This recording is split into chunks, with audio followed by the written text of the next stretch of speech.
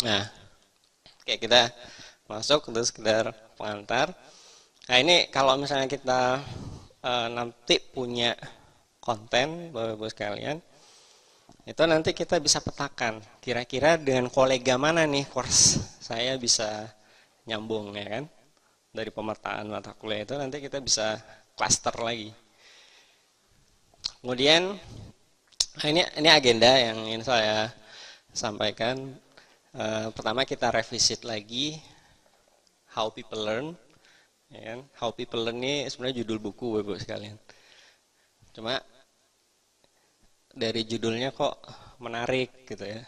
Dari hal-hal yang sebenarnya itu sudah kita lakukan belasan tahun, ya orang masih membuat bukunya. Dan ini yang buat sebenarnya orang sains dan engineering ya setahu saya. Dia orang di bidang kita juga. Kemudian saya akan masuk ke New Paradigm of Learning, Student Center, Self-Regulated Learning Model, baru kita nanti masuk ke Blended Learning. Jadi ini intronya kita revisit kembali, baru nanti kita masuk ke apa itu sebenarnya Blended Learning dan bagaimana nanti kita mendesainnya. Nah, nanti saya akan tunjukkan juga case studies, beberapa case studies. Nah, How People Learn. Jadi ini bukunya bisa di-download gratis, Bapak sekalian. Ada yang sudah download sebelumnya? Ini nanti klik Google aja. Ini dari National Academy Press. Selain buku ini masih banyak buku relevan lain yang Bapak Ibu bisa download secara gratis. Ya, mereka memang menyediakan ini dan mereka memang fokus ke education. Ya, education fokusnya di ada engineering, ada pendidikan secara umum. Nah, how people learn, jadi school and classroom must be a learner center. Jadi sekarang kecenderungannya memang kita ingin mengajak siswa itu untuk berperan aktif. Ya, kalau kita ingat peran aktif, kita sebenarnya ingat dulu ada yang namanya CBSA ya. Cara belajar siswa aktif itu sebenarnya bukan hal yang baru. Ya, sebenarnya bukan hal yang baru. Tapi kalau kita perhatikan sekarang, saya menyadari betul bahwa lingkungan pembelajar itu juga berpengaruh. Learning environment itu juga berpengaruh. Jadi ketika desain kelas kita itu memang memberikan kebebasan bagi lecturer seperti sebuah mimbar, ya kan? Kita pengennya apa? Lecturing aja kan? Tapi perlahan kalau saya perhatikan ini anak diem aja ya, nyatet juga enggak gitu kan. Kalau saya perhatikan di kelas itu ya memang ada kebutuhan dan sangat mendesak untuk learner center. Jadi bagaimana mereka itu juga aktif, Bapak Ibu sekalian.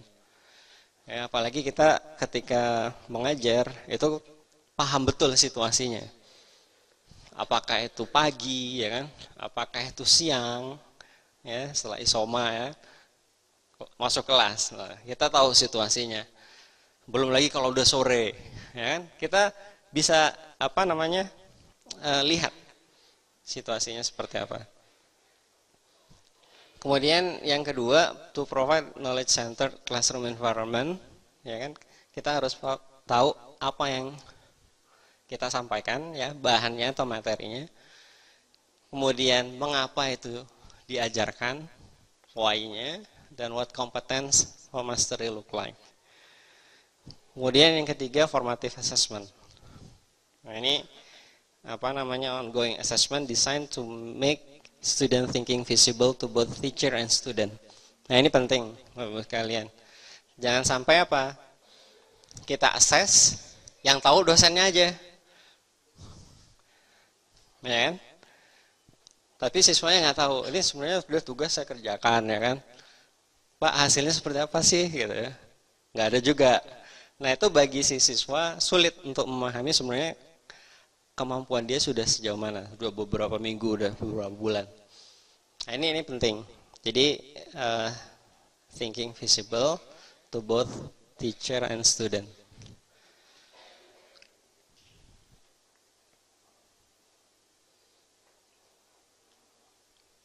Nah, ini kalau kita lihat school, home, sleep. Nah, memang mereka ya tentunya mereka buat rata-rata ini di konteks mereka ya. Tapi kalau saya perhatikan di Indonesia juga tidak jauh beda ya. Sleepnya sekitar 6 sampai 8 jam ya katakanlah kalau anak-anak. Kemudian school, home and community. Nah, tapi dengan adanya era ICT, kira-kira apakah kita akan biarkan home and community ini sekitar 53%? Ya kan?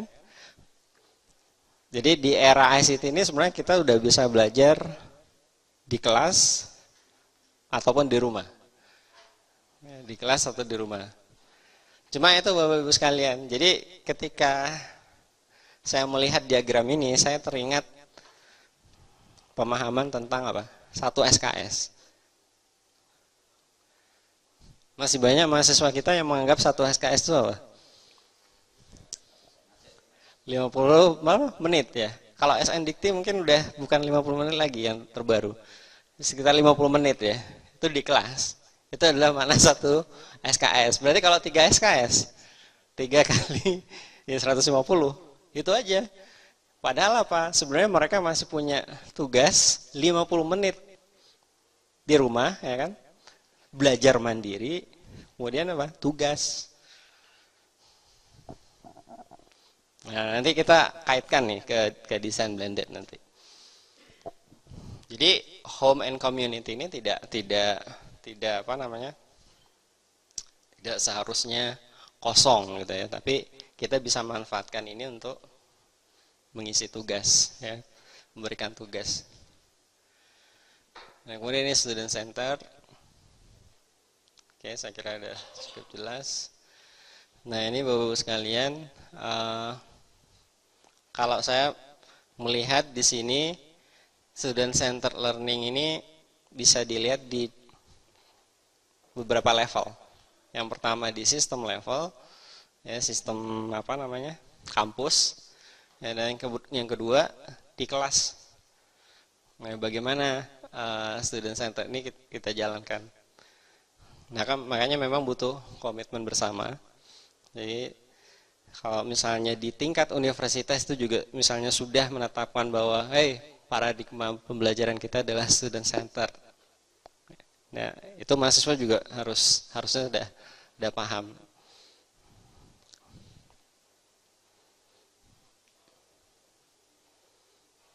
Nah, mengapa ini penting? Ya kan?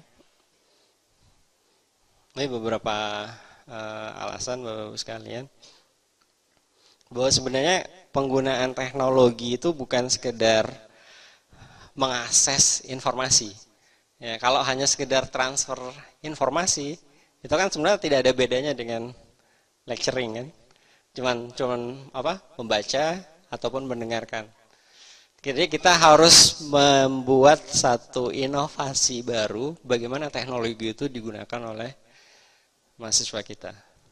Ya, tidak lagi hanya menyimak dan mendengarkan, tapi bahkan mungkin memancing, ya kan, mengarahkan mereka untuk mencari yang lain, belajar simulasi segala macam itu bisa kita hadirkan di media itu tadi. Jadi tidak lagi hanya sekedar apa, mengganti mekanisme lecturing di kelas.